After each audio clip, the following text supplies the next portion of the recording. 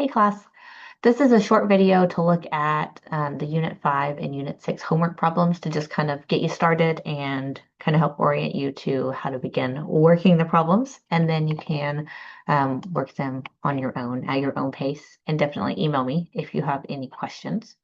So I'm going to share my screen with you. Screen 2. Let me share the right one.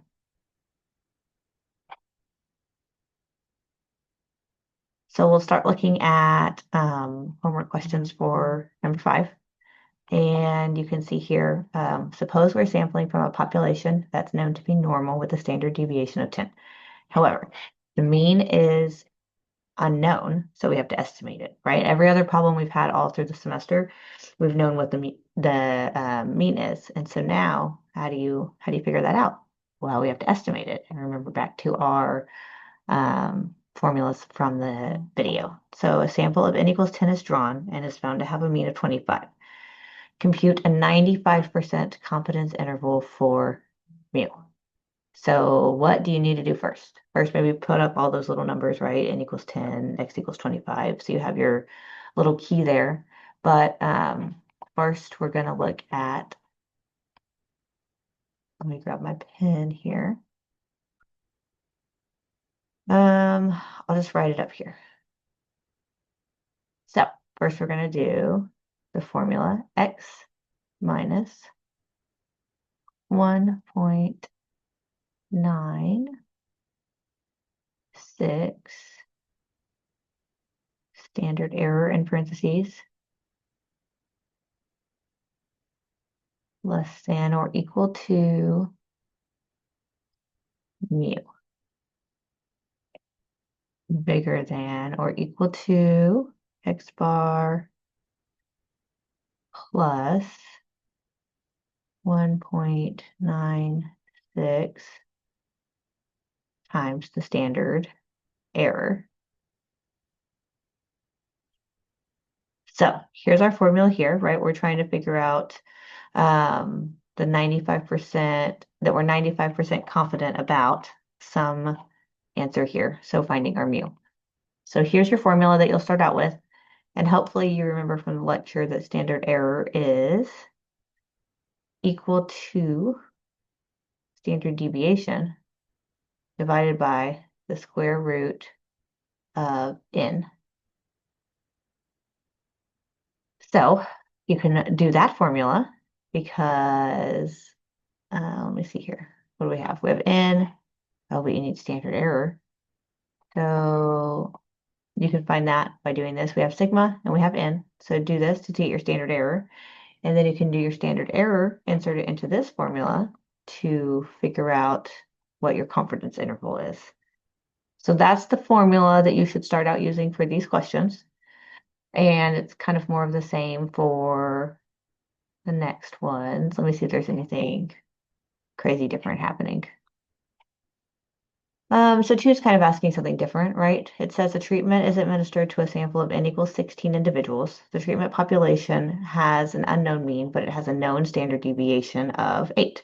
The sample mean is found to be x bar equals 33. Compute the 95% confidence interval, which you could do because of up here. Or B says define your null hypothesis and your alternative hypothesis. What's the probability of observing a sample mean of 33 or larger if our null hypothesis is true? So for that one, you might start with, let's see, 2B.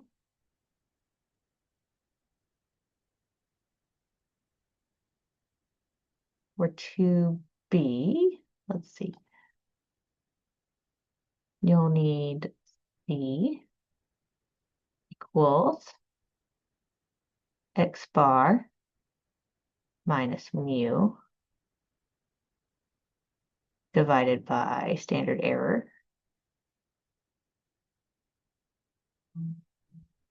So you can do that out and get your z-score. Then you could put that into your SciStat, the calculator, that app, and then you would get some p-value that would be greater than or equal to some number. And when you look at that number, you can see, if you remember that our threshold is 0.05% or less, then we could reject the null hypothesis. But if it's 0.05% or more than 0.05%, we could fail to reject the null hypothesis, which means we could accept the alternative hypothesis. And if that's confusing, go back to the lecture. And then given the results of A and B, can you reject the null in favor of the alternative? Why or why not? Number 3, a treatment's administered to a sample of n equals 25 individuals. The treatment population has an unknown mean, but has a known standard deviation of 5. The sample mean is found to be x bar equals 44. Compute the confidence interval, define the null and the alternative hypotheses. Given these results, can you reject or accept? Why or why not? More of the same, so I'm not going to work on that one. And let's see, number 4. A high school teacher has designed a new course intended to help students prepare for the mathematics section of the SAT. Sample of n equals 20 is recruited to take the course. The average score for the sample is 562. For the general population, scores of the SAT are standardized to form a normal distribution with a mean of 500 and a standard deviation of 100. Can the teacher conclude that students who take the course score significantly higher than the general population?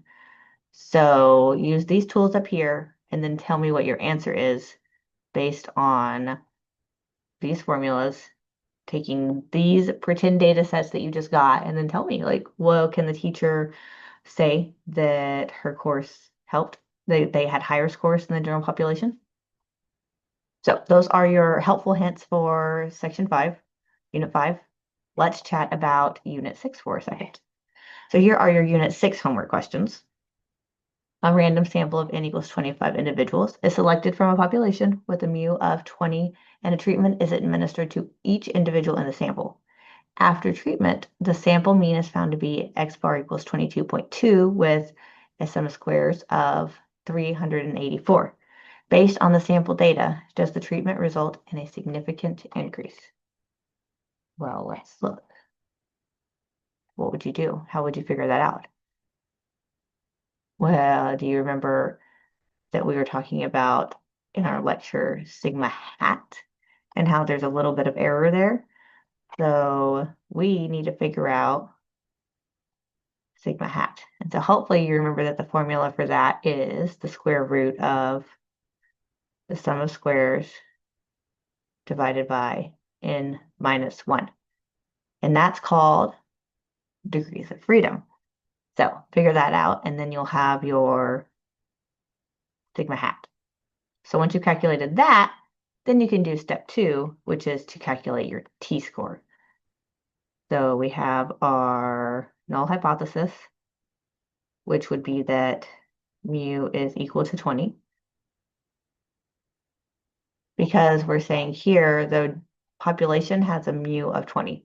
So if the null is true and there's no change, then this sample's population mean should still be 20.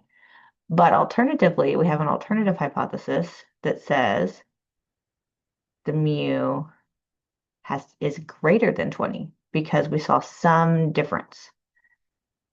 So then we're going to look at a probability that x bar is greater than 2 or equal to 2.22. But what is that? That's what you're trying to figure out. So you could compute your standard error. So we have sigma hat over square root of n, which equals some number. And then you can compute your t-score because you have x bar minus mu over standard error. And now you have everything that you need to get your number. So then when you take this number here and you put that into the SciStat app, the Shiny app calculator application, you will get some number and you'll have your degrees of freedom. And so remember that your degrees of freedom is n minus 1. So if here it's n, your degrees of freedom to put into the app is going to be n minus 1. So that'll be 25 minus 1. What's that? 24. So put in 24 for degrees of freedom. And then you'll get a number. And if it is 0.05 or smaller, you'll do something with the null or the alternative hypothesis. Or if it is larger, then you'll do something with the null or alternative hypothesis. So tell me if you think that there was a significant increase. Okay, good chat. So that's the first question. Let's see, we're evaluating effectiveness of treatment in number 2 from a population. Here are, if the sample is this, n equals 16, is the data sufficient? So you have an n of 16. If the sample consists of n of 36, is the data sufficient? And then comparing A and B, tell me how sample size influences the outcome of hypothesis test. Number 3, standardized measures seem to indicate that the average level of anxiety has increased gradually over the past 50 years. In the 1950s, an average score on the Child Manifest Anxiety Score was a mu of 15.1. A sample of n equals 16 of today's children produces a mean score of 23.3 with an SS of 240. Based on this sample, has there been a significant change in the average level of anxiety? Well, do these formulas, go through the process, make your null and your alternative hypothesis, figure out what your probability is, and then if that with your t-score, is that below or above the significance threshold to tell you if there was a significant change, right? Yes, obviously there's a change, but to say something has a significant change in psychology and social sciences, that 0.05% above or below decides if we can use this word significant. Number 4, a sample of n equals 9 individuals participates in a repeated measure study that produces a sample mean difference of x bar equals 4.25 with an SS of 128 in the difference for the difference scores. Is this mean difference large enough to be considered a significant increase? Do like we just did in question 3, but do it for question 4. So I hope this is easy enough. Yeah, maybe the math is easy, but hopefully the concept is easy, right? And it's all about knowing which formula to employ when and why. So I hope this problem video just kind of helps get you going and gives you a place to start, as opposed to just staring at your blank page of questions going, huh, good questions. Let's figure that out. So email me if you have any questions, but y'all are doing great and keep up the good work.